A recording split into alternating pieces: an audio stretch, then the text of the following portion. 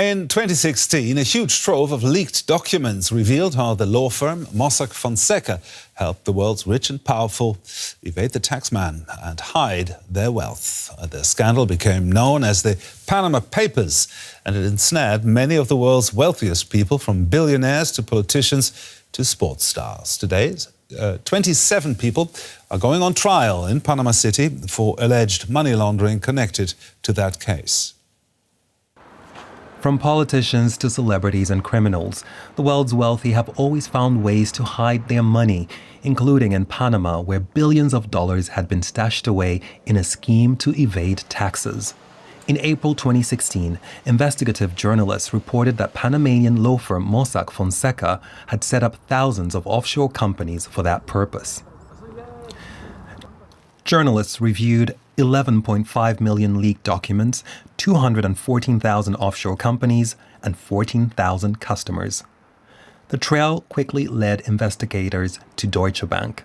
Several of its staff allegedly helped customers transfer funds, some from suspected criminal activities, to Panama. Other banks have also been implicated. Among the bold-faced names linked to the scandal, Britain's then Prime Minister David Cameron, Argentinian soccer star Lionel Messi, and Iceland's President Sigmundur David Gunnlaugsson, who had to resign after news of his involvement broke. Mossack Fonseca also had Chinese customers, but their names weren't released. Millions in fines have been paid. But the law firm's founders, Panamanian citizens Jürgen Mossack and Ramon Fonseca, have been spared despite international arrest warrants against them. They remain untouched because tax evasion wasn't a punishable crime in Panama until after the infamous papers were released. But 27 suspects are finally on trial. After years of delay, court proceedings are finally set to begin. Well, for more on this, let's bring in Rob Watts from DW Business.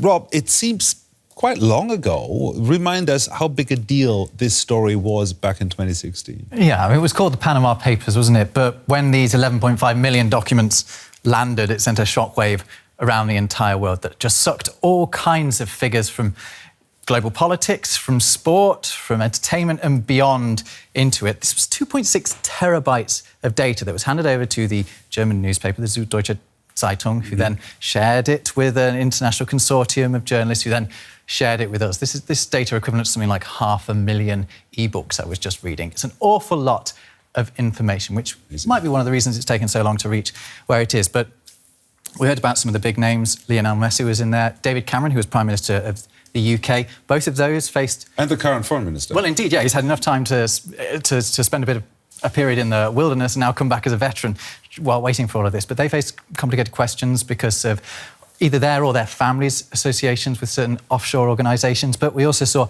an Icelandic Prime Minister brought down, Sigmundur David Gunnlaugsson, after Icelanders took to the streets of Reykjavik and pelted the Parliament building with yoghurt and bananas. It was quite a sight back then. There were protests as well planned in Pakistan before the Prime Minister there, Nawaz Sharif, was banned from ever running for office again.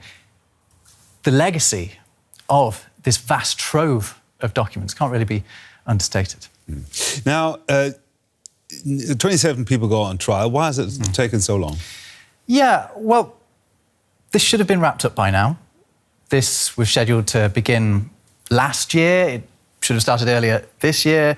And here we are. Now, you know, the thing is, one of the things about Panamanian institutions that has meant the place has been able to establish itself as a place for offshore activity is the sort of secrecy. And we actually know surprisingly little about this case. But we get bits and bobs about why this has been delayed. The most recent delay was put down to, the phrase was used, international assistance, awaiting international assistance. So I think we can conclude that the global nature of the story is one of the reasons that it has taken so long to get here.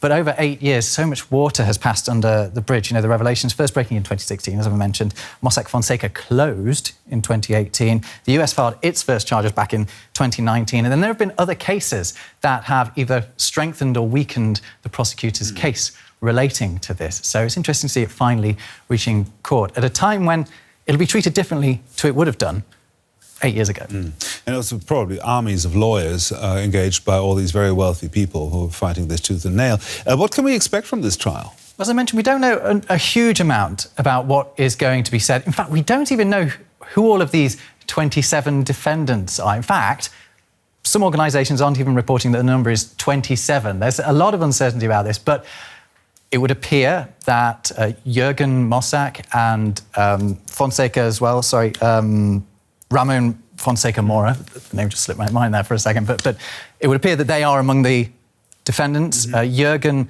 Mossack has been shown appearing at court today, saying he's feeling very optimistic about the process. We can expect the defendants to make various arguments along the lines of the fact that not all offshore activity is illegal activity. That's one of their key arguments. And also we've had these cases in recent years that have, it would appear, strengthened their case. But now that it's finally reached court, we're actually going to see whether the prosecutor's case holds.